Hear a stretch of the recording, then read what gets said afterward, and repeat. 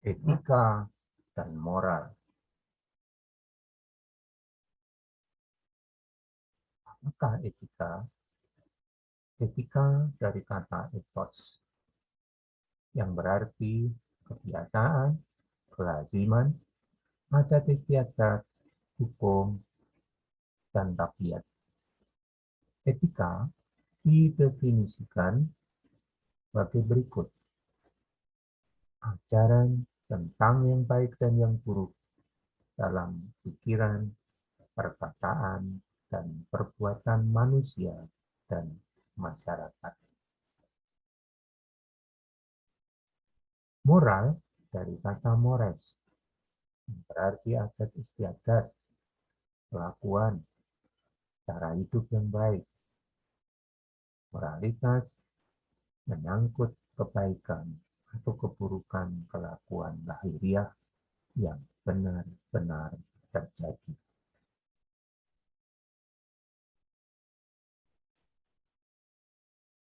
Dalam etika Kristen ada 3 jalan. Bagaimana memahami kehendak Allah. Pertama, etika akibat atau etika teleologis. Eros artinya tujuan atau akibat. Logos artinya pengetahuan.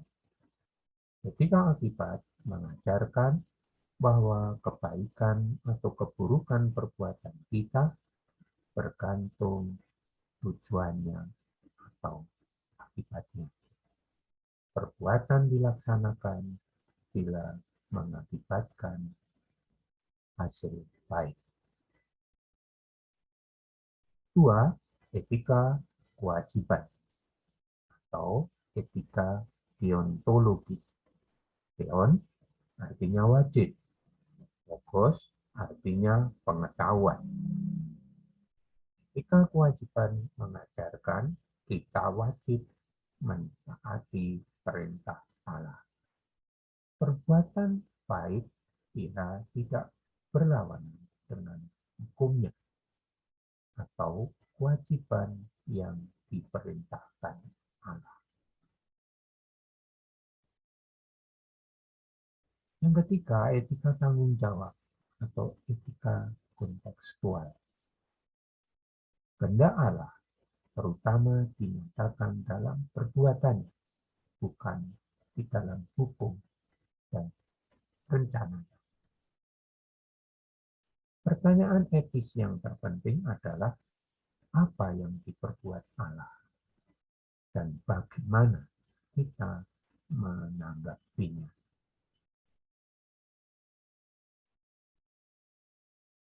Apakah tujuan belajar etika?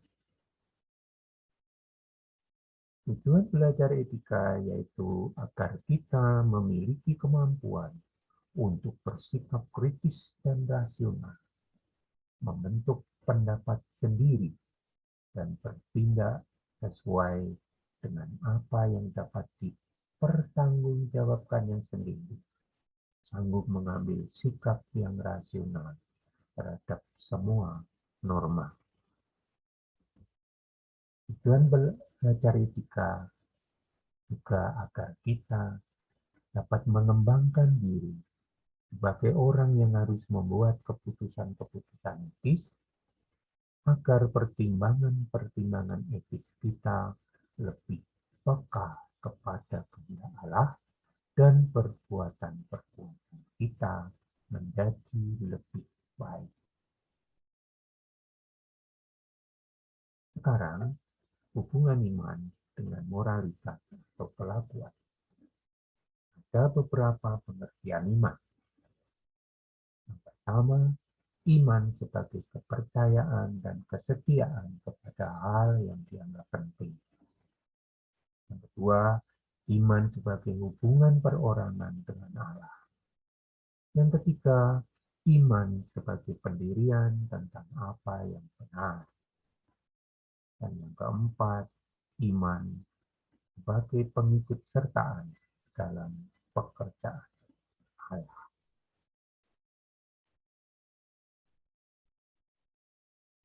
Iman sebagai kepercayaan atau kesetiaan terhadap hal yang dianggap penting,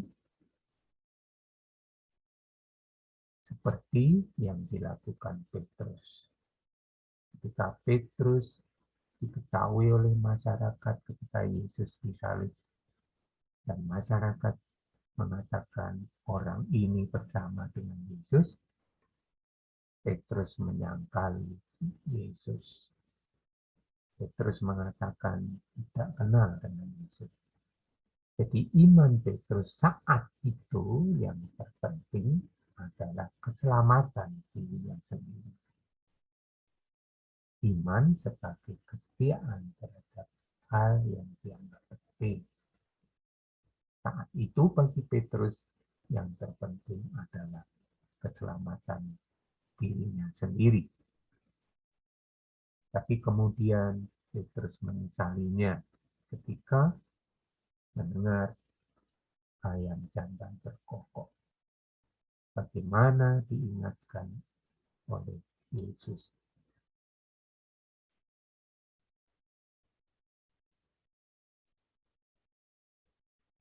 Yang kedua, iman sebagai hubungan perorangan dengan Allah. Nah, ini dapat digambarkan dengan pokok pohon anggur dengan ranting-rantingnya.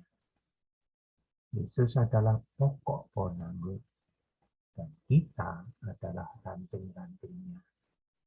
Apabila ranting yang menempel pada pohon itu baik, maka akan berbuah. Jadi bagaimana hubungan kita dengan Tuhan? Apabila hubungan kita baik dengan Tuhan, maka hidup kita akan berbuah kebaikan. Itulah iman sebagai hubungan orang dengan Tuhan Allah. Yang ketiga, iman sebagai pendirian apa yang benar. Apa yang dianggap benar bagi seseorang, diyakininya itulah iman. Kalau seseorang percaya mengikut Yesus tidak perlu takut, dia tidak takut dalam menjalani kehidupan, itulah imannya. Karena orang tersebut berpendirian bahwa firman Tuhan, kata-kata Tuhan Yesus itu benar, bahwa kita tidak perlu takut. Kalau orang meyakini kebenaran bahwa kita tidak perlu takut, itulah iman kita.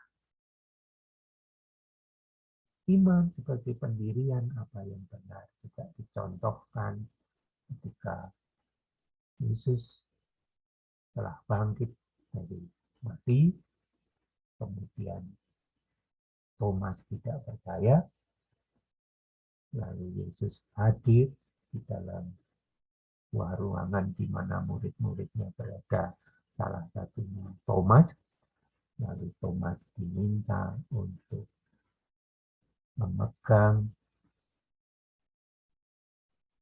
tangan Yesus yang ada bekas pakunya. Jika Thomas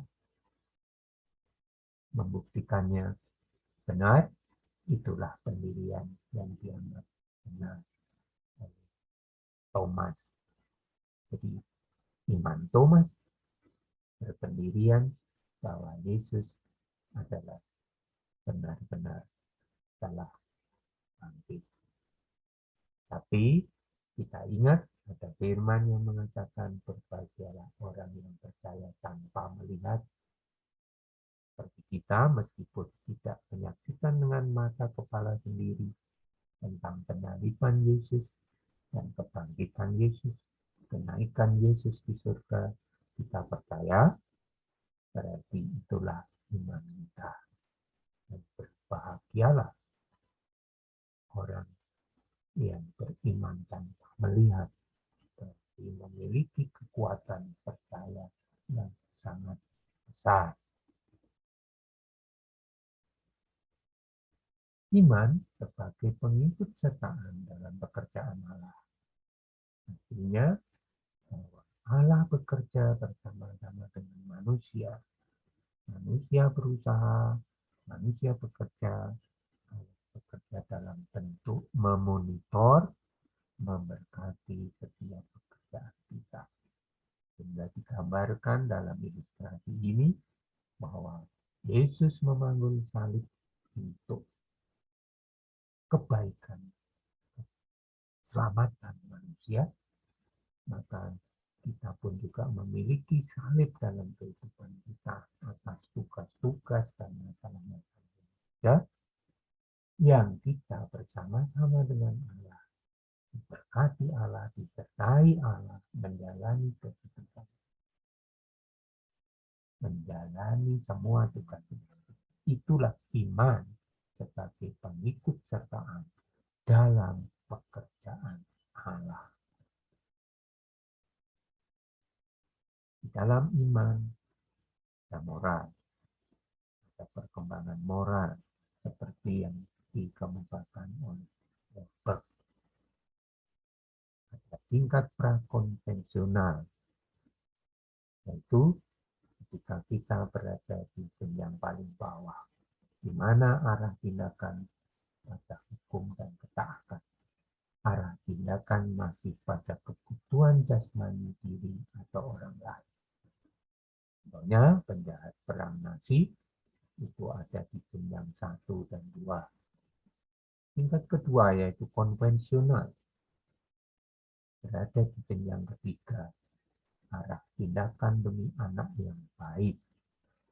Contoh pada diri kita waktu remaja, kita berlaku baik, kita berlaku sesuatu demi pujian.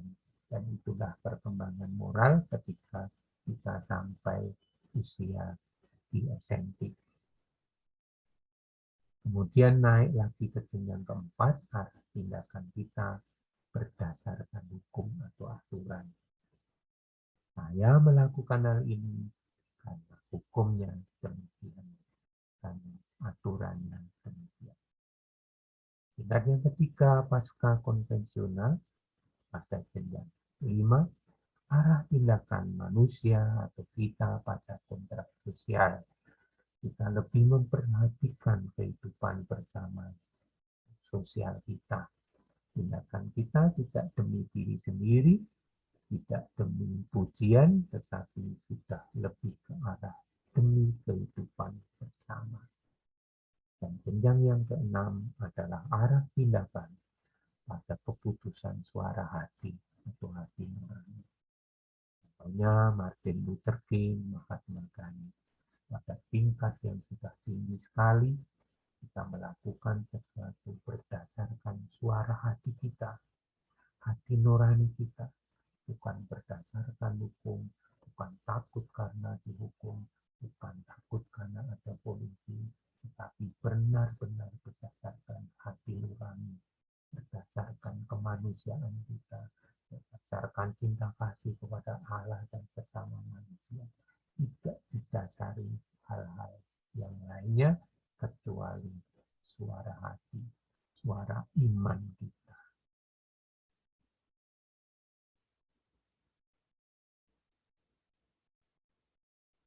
Bagaimana susunan suara hati? Sigmund Freud sudah menggambarkan tentang susunan suara hati. Dalam kehidupan kita ada id atau S, ada dorongan atau naluri untuk makan, untuk berteman, untuk bekerja, dan seterusnya, untuk mencintai, mengasihi, dan seterusnya. Dan itu secara spontan.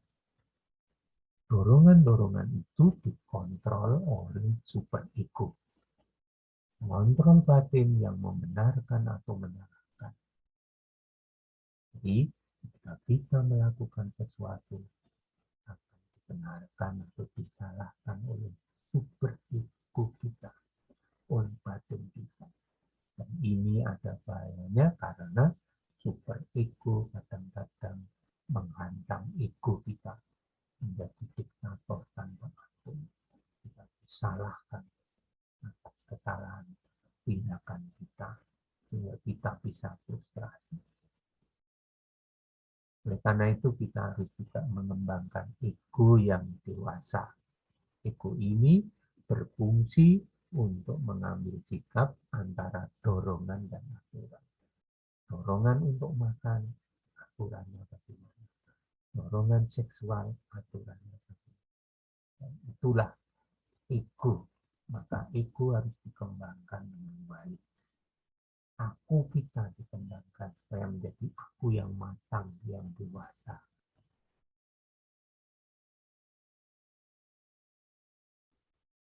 Dalam diagram kelihatan bagaimana itu dorongan, super ego yang mengontrol, kemudian aku kita mempertimbangkan dari berbagai sudut agama, masyarakat, hukum, realitas, dan seterusnya.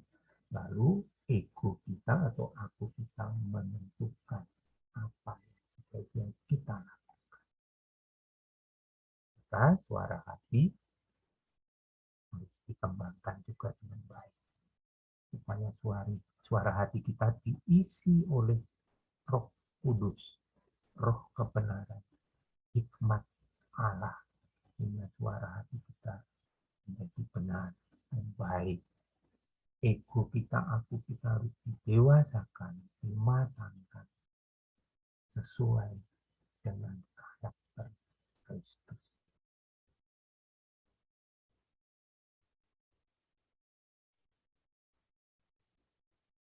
Baik, kemudian boleh